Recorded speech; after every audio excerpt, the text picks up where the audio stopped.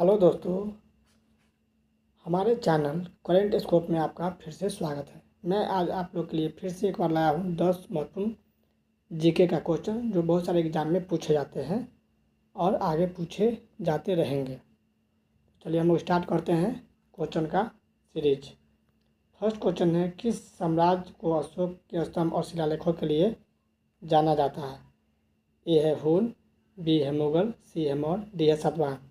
इसका आंसर होगा मौर्य, सी नंबर। जैसा कि आपको मालूम होगा, अशोक जो थे वो मौर्य वंश के तीसरे संस्थापक थे।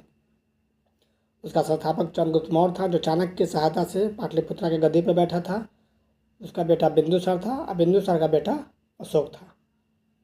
सातवाहन का स्थापना सिमुक ने किया था। सुशर्मा की हत्या करके सातवाहन वंश का स्थापना किया था। इसकी राजधानी प्रतिष्ठान गोदावरी नदी के किनारे स्थापित थी, जो प्रेजेंट में महाराष्ट्र के औरंगाबाद जिले में पड़ता है। नेक्स्ट क्वेश्चन चलते हैं। गुप्त वंश के प्रसिद्ध सम्राट जिन्हें भारतीय नेपोलियन के नाम से जाना जाता है, कौन थे? Option A Chandragupta, option B Ashoka, option C Bindusara, option D Samudragupta. इसका आंसर होगा ऑप्शन डी समुद्रगुप्त। समुद्रगुप्त गुप्त वंश के थे। चंद्रगुप्त, अशोक और बिंदुसार के बारे में आपको पहले बताया जा चुका है। नेक्स्ट क्वेश्चन की तरफ चलते हैं।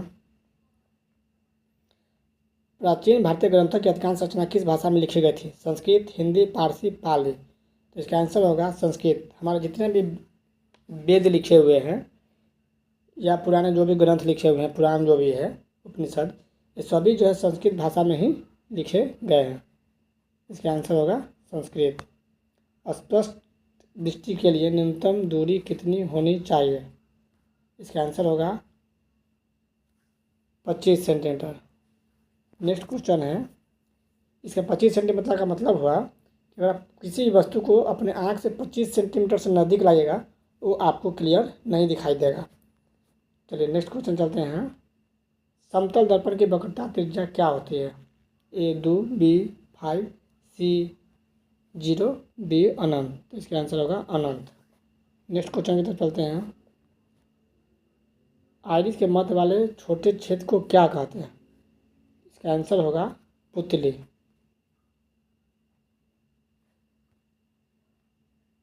इसका आंसर होगा आइरिस के मध्य भाग वाले छोटे छेद को हम लोग पुतली बोलते हैं। इसका आंसर होगा सी।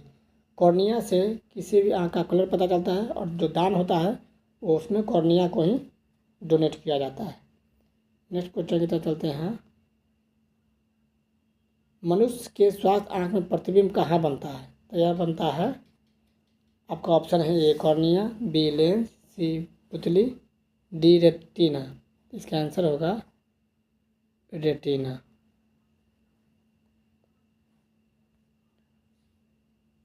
रेटिना को दृष्टिपटल या आँख का पर्दा भी बोला जाता है। फैदोमीटर का उपयोग किसे मापने के लिए किया जाता है? लंबाई, बाह्य दूरी, घनत्व और महासागर की गहराई। इसका आंसर होगा महासागर की गहराई। फैदोमीटर मतलब समुद्र की गहराई जो भी होता है उसको फैदोमीटर में मापा जाता है।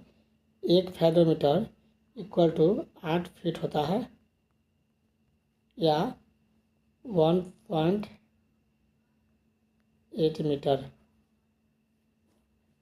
नेक्स्ट क्वेश्चन की तरफ चलते हैं। प्रकाश वर्ष किसकी माप है? ऑप्शन ए लंबाई, ऑप्शन बी दूरी, ऑप्शन सी घनत्व, ऑप्शन डी महासागर। तो प्रकाश वर्ष जो है यह दूरी का मात्रक है या दूरी को मापा जाता है। प्रकाश वर्ष जो खगोलीय पिंड है उसके बीच की दूरी को प्रकाश वर्ष में मापते हैं। घनत्व बराबर होता है मास भाई वॉल्यूम। नेक्स्ट क्वेश्चन की तरफ चलते हैं। लंबाई की सबसे छोटी माप क्या है?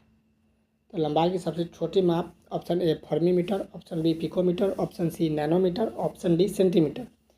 तो फर्मीमीटर इसका आंसर होगा, क्योंकि फर्मीमीटर मतलब होता है 10⁻⁻15। पिकोमीटर होता है 10⁻⁻12। नैनोमीटर होता है 10⁻⁻9 और सेंटीमीटर होता है 10⁻⁻12। 2। तो हम लोग नेक्स्ट क्वेश्चन की तरफ चलते हैं। नेक्स्ट और लास्ट क्वेश्चन है, बौद्ध धर्म की स्थापना किसने और कहाँ की थी? ऑप्शन ए गौतम बुद्ध, लुम्बिनी वर्तमान नेपाल में, गौतम बुद्ध बोधगया बिहार में, गौतम बुद्ध सारनाथ में, गौतम बुद्ध वैशाली में। इसका राइट आंसर होगा गौतम बुद्ध। गौतम बुद्ध ने बौद्ध धर्म की स्थापना किया था और कहाँ किए थे? तो इसका आंसर होगा लुम्बिनी वर्तमान नेपाल में। तो हम लोग गौतम बुद्ध के बारे में थोड़ा सा जान लेते हैं। इनका जन्म 563 ईसा पूर्व में हुआ था कपिलवस्तु के लुम्बिनी में। बौद्ध धर्म के संस्थापक गौतम बुद्ध थे। इन्हें लाइट ऑफ एशिया यानी एशिया का ज्योतिपुंज बोला जाता है। इनके पिता का नाम शुद्धोधन शाक्यगण के मुखिया थे। इनकी माता का नाम माया देवी की मृत्यु जन्म के 7वें दिन हो गई थी। इनकी सौतेली माँ प्रजापति गौतम ने इनका पालन पोषण किया था। गौतम बुद्ध का विवाह 16 वर्ष की अवस्था में यशोधरा से हुआ था। यशोधरा इनकी पत्नी का नाम था। इनके पुत्र का नाम था राहुल। यह 4 चीज़ देख के बहुत ज़्यादा प्रभावित हुए थे, बूढ़ा व्यक्ति, बीमार व्यक्ति, शव और सन्यासी। यह 29 वर्ष की अवस्था में घर को त्याग दिए थे, जिसे बौद्ध धर्म में महाभिनिष्क्रमण बोला जाता है। गृह त्याग करने के बाद इन्होंने वैशाली के अलाय कलाम से सांख्य दर्शन का शिक्षा लिए थे। इसके बाद वे राजगीर गए, वहाँ से रुद्रक रामपुत्र से शिक्षा ग्रहण किए। बिना अल जन ग्रहण के 6 वर्ष की कठिन तपस्या के बाद 35 वर्ष की आयु में वैशाली के पूर्णिमा की रात निरंजना फल्गु नदी किनारे पीपल वृक्ष के नीचे सिद्धार्थ का ज्ञान अर्जित किया गया हुआ था। ज्ञान प्राप्ति के बाद सिद्धार्थ बुद्ध के नाम से जाने गए वह स्थान बोधगया कहलाया।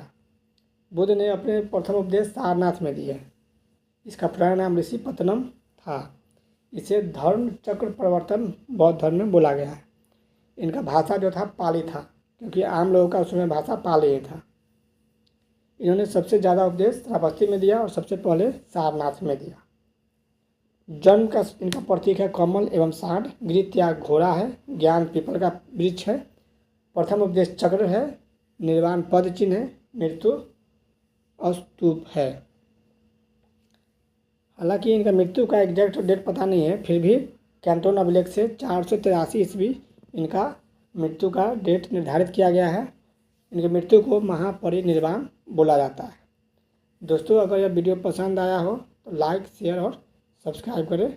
धन्यवाद।